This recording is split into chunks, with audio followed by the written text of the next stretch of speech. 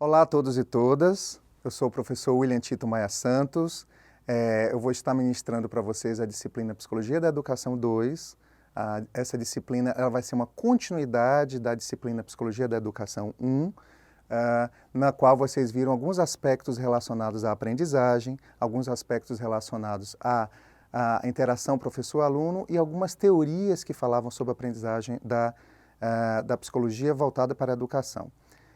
Nesse momento especificamente, a gente vai trabalhar com outros elementos que eu vou falar daqui a pouco para vocês. Eu sou professor da Universidade Federal do Recôncavo da Bahia, sou psicólogo, sou também doutor em Psicologia Social e vou estar aqui contribuindo com vocês relativo a essa disciplina que vai tratar sobre, especificamente, o desenvolvimento humano nos seus mais diversos aspectos, né, e como a psicologia vai tratar a questão do desenvolvimento humano. Bom, o desenvolvimento humano, ele é uma série de continuidades e mudanças sofridas pelo indivíduo ao longo do tempo. O desenvolvimento humano, ele é uma conjuntura de relações interdependentes e complementares entre o sujeito que aprende, também chamado de sujeito aprendente, e o objeto que ele vai se aproximar, ou seja, o conhecimento que ele vai tentar se apropriar.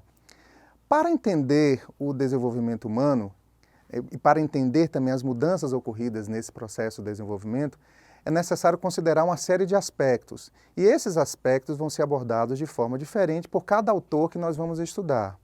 Esses autores, vocês têm acesso no material didático que foi repassado para vocês, e são os autores que versam sobre o desenvolvimento humano que nós vamos estar trabalhando nessa aula e nessa disciplina.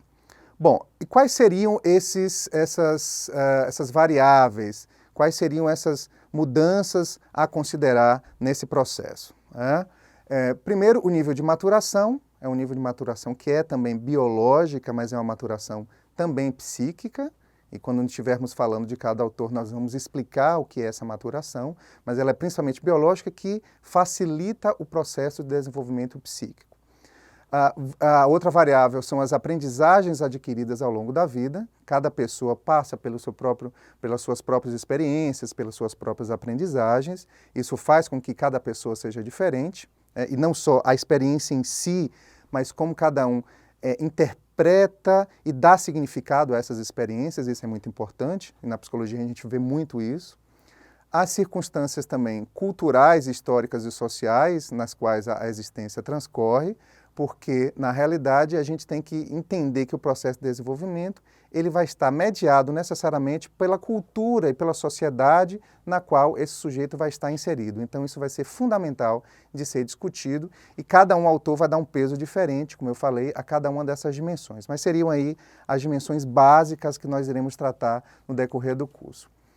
Bom, a psicologia, especificamente, ela é uma área que já vem há muito tempo, aí, pelo menos 100 anos, discutindo sobre a questão do desenvolvimento, e a partir desses estudos ela vai sistematizando, criando teorias e reflexões sobre o processo de desenvolvimento como um todo, e pensar inclusive que o processo de desenvolvimento, normalmente nós fixamos no desenvolvimento infantil, mas o desenvolvimento é algo que perpassa toda a vida de um ser humano, da mesma forma que a aprendizagem. E a gente precisa também diferenciar um pouquinho o que é a aprendizagem e o que é o desenvolvimento.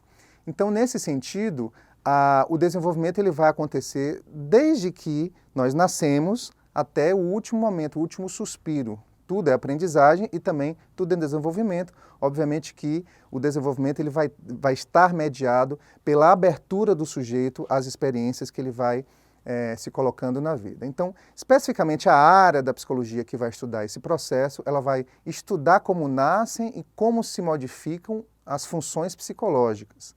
Quais são as funções psicológicas principais que a psicologia do desenvolvimento vai estar tratando?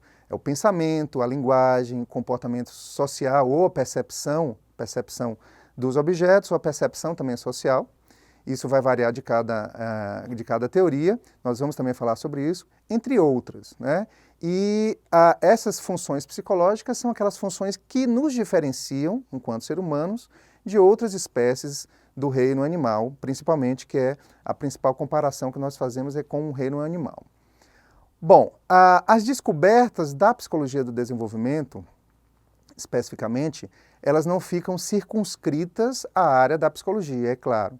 E aqui o que nos interessa, principalmente nesse curso, e voltado para uma licenciatura em matemática, as descobertas dessa área da psicologia, elas vão contribuir para a pedagogia, né, dando subsídios para entender e avaliar as condições para a aprendizagem, principalmente infantil, né? Claro que eu falei que o desenvolvimento não é apenas infantil, mas é onde o foco da educação de vocês que estão recebendo aqui essas aulas, vocês vão aplicar, né? Então, principalmente na aprendizagem infantil, e também a aprendizagem infantil é interessante porque é onde se dá, onde se dão as mudanças de uma maneira mais rápida. Quando a gente chega na idade adulta, continuamos um processo de desenvolvimento, mas as mudanças não são tão drásticas e tão rápidas como no desenvolvimento infantil.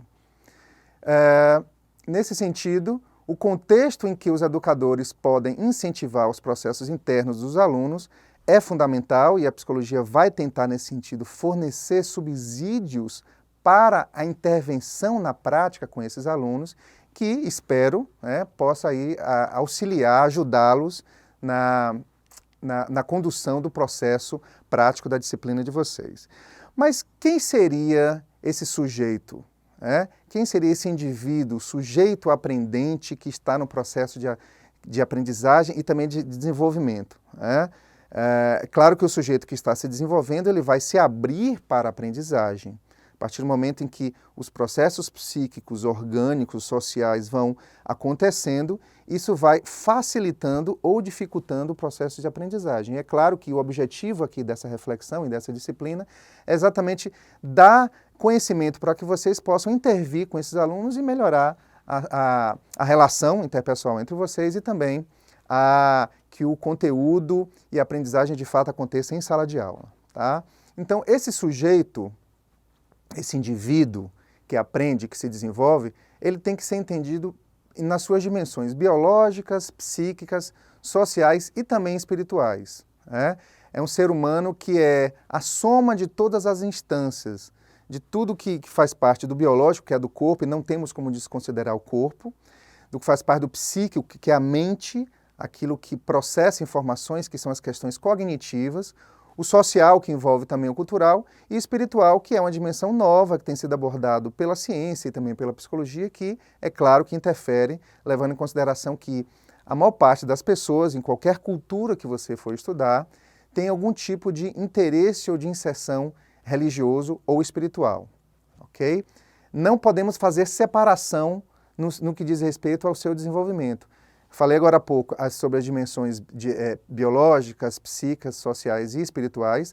Todas elas vão interagindo no processo de desenvolvimento, então nós temos que considerar, mesmo que cada autor de repente dê um foco em uma determinada dimensão, mas temos que considerar o ser humano como se desenvolvendo como um todo, nesse sentido. Então, a ideia dessa aula seria exatamente falar um pouco para vocês a respeito do que nós iríamos trabalhar. Eu coloquei uma frase aqui do Paulo Freire para inspirar vocês nesse sentido. A educação não transforma o mundo, a educação muda pessoas e pessoas transformam o mundo. E nós vamos dar continuidade a essa disciplina nas próximas semanas. Espero contar com a participação de todos. Muito obrigado.